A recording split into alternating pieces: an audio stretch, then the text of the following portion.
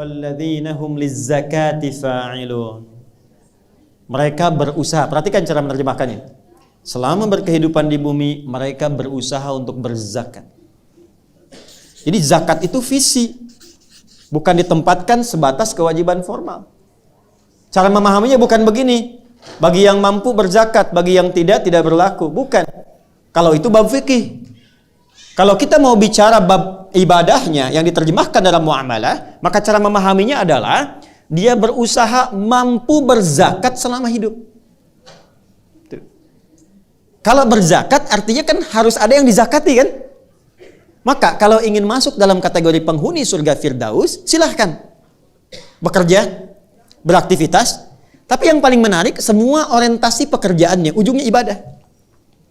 Ya, hatta ia kumpulkan harta pun tujuannya untuk ibadah. Supaya saya bisa zakat, supaya saya bisa infak.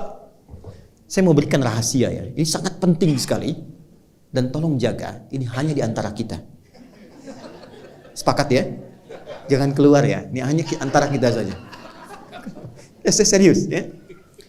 Bu, Pak, zakat itu kalau benar kita bisa kerjakan, maka pada saat yang bersamaan Allah akan limpahkan dua karunia sekaligus.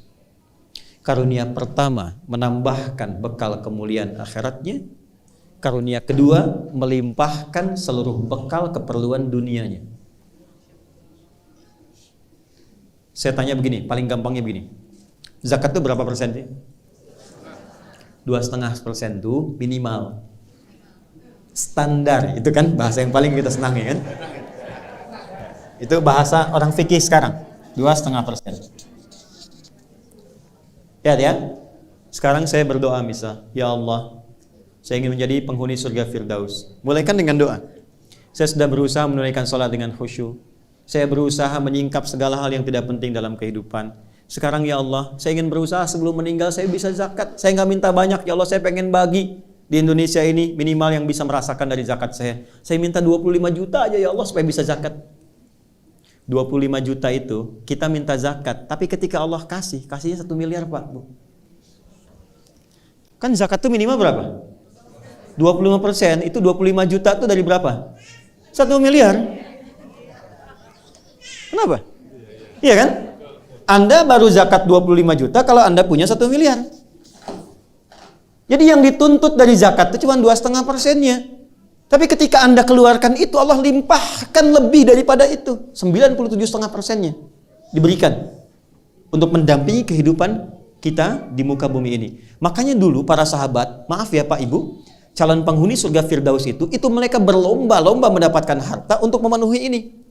Zakat, infak, sedekah dan sebagainya. Ibu kenal Abdurrahman bin Auf? Ayo bilang kenal. Itu kan orang paling kaya kan di Madinah? Ya kan? Paling kaya itu. Dan ada kisahnya. Dan itu melewati 3 fase ini. 3 fase ini. Abdurrahman bin Auf itu pernah kaya di Mekah. Ketika masuk Islam dirampas hartanya. Sengaja tidak dieksekusi oleh orang kafir Quraisy untuk menunjukkan kepada khalayak yang bangsawan yang kaya lagi, jangan ikuti nih. Kalau diikuti jadi begini.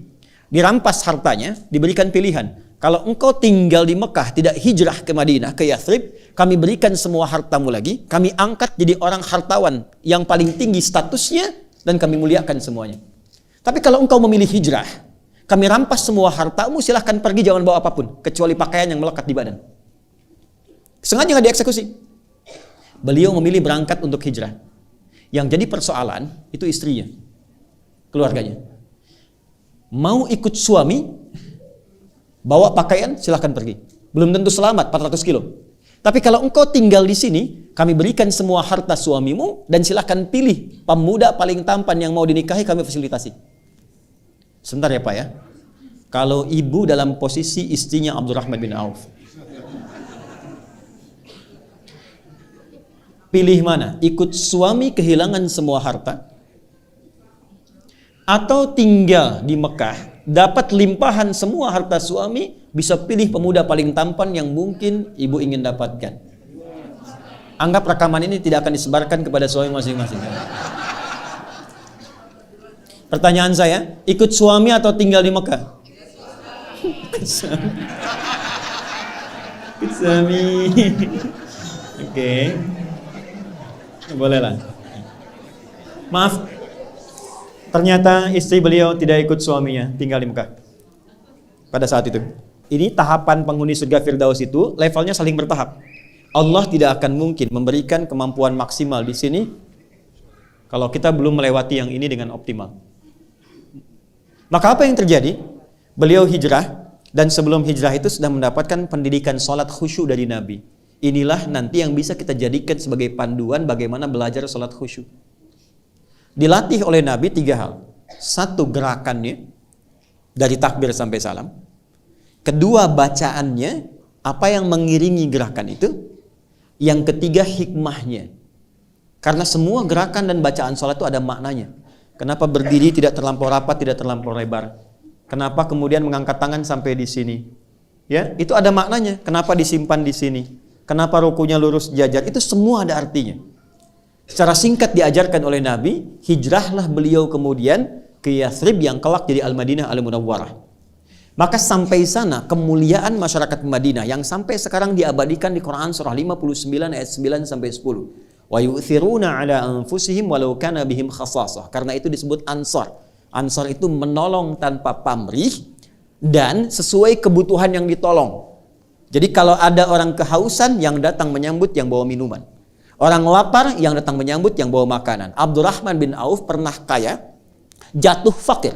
Yang menyambutnya orang paling kaya di Madinah. Pilihannya 2. Perhatikan baik-baik. Akhil karim, bahasa kita, saudaraku yang mulia. Sami'tu annaka kunta ghaniya. Saya dengar Anda pernah kaya sebelum ke sini. Kalau ingin kaya lagi, ambil setengah harta saya. Dan saya dengar Anda ditinggalkan istri Anda di Mekah. Pilih perempuan paling cantik di Madinah.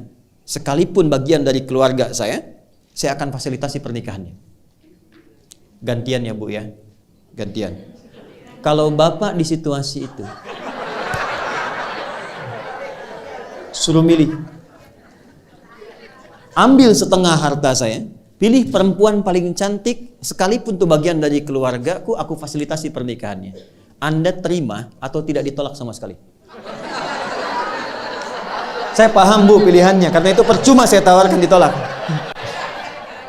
Ya, enggak, orang paling kaya ini bicara demikian karena paham orang yang sudah terbiasa dengan keadaan tidak mudah menyesuaikannya. Beliau kira Abdurrahman bin Auf itu seperti itu. Kan di fisika juga begitu kan? Ya, gaya itu kan F1 sama dengan F2, gitu kan? Kalau naik hartanya banyak, naiknya kan turunnya beda. Kalau sedikit naik angkot turun tawadhu, sedekah, gitu kan? Ya, yang repot kan hukum Pascalnya. F berbanding lurus dengan P kan, tekanan. Gaya berbanding lurus dengan tekanan. Semakin banyak gaya, semakin tertekan. Itu problemnya. Nah, dia melihat Abdurrahman bin Auf ini barangkali sudah di level tinggi, gayanya tinggi. Jadi tekanan. Dia lupa bahwa beliau sudah diajarkan cara sholat yang benar. Itu cuma dipraktekkan, berdiri begini. Ini ada maknanya. Apa jawaban Abdurrahman bin Auf? Jazakallahu khaira arini ainal aswaq. Semoga Allah memuliakan dan memberikan Anda pahala. Cukup tunjukkan kepadaku di mana pusat bisnisnya. Berdiri. Kalau masih mampu menegakkan diri kita, jangan gantungkan kehidupan pada orang lain. Oke. Cuman 2 tahun. Dari penyalur kambing, 2 tahun hartanya bertambah, 3 tahun jadi orang paling kaya pada masa itu. Dari nomor 3, nomor 2 langsung jadi nomor 1. Levelnya dari sini dulu sampai ke sini. Dan Abdurrahman bin Auf setelah menjadi kaya, sepeninggal Nabi, heboh Madinah, pekerjaannya setiap bulan cuman menyantuni semua orang di Madinah. Yang sudah nggak bisa bekerja disantuni sepertiga orang Madinah. Yang belum punya pekerjaan sepertiga dimodali oleh beliau. Yang sudah ada diinfaki oleh beliau. Jadi sekampung Madinah, sekota pada saat itu mendapatkan bagian dari hartanya Abdurrahman bin Auf. Jadi cari kerjanya tuh untuk amal. Apakah berkurang hartanya? Tidak, malah makin kaya. Malah makin kaya. Ada riwayat yang memang perlu diverifikasi tapi diduga benar. Bahwa ketika heboh datang hartanya Abdurrahman bin Auf dengan banyaknya unta. Banyak unta, dalamnya ada mutiara, emas, macam-macam dan sebagainya. Kata Sayyidah Aisyah, aku mendengar hisabnya Abdurrahman bin Auf itu tidak mudah, saking banyaknya. Maka beliau katakan, semua yang ada sekarang, yang datang, aku sedekahkan untuk kepentingan umat Islam. Semua.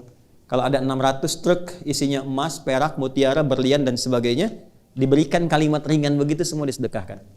Dan beliau kan termasuk yang dimuliakan ke surga dengan cepat. Kebangetan kayanya dan cepat banget masuk surganya.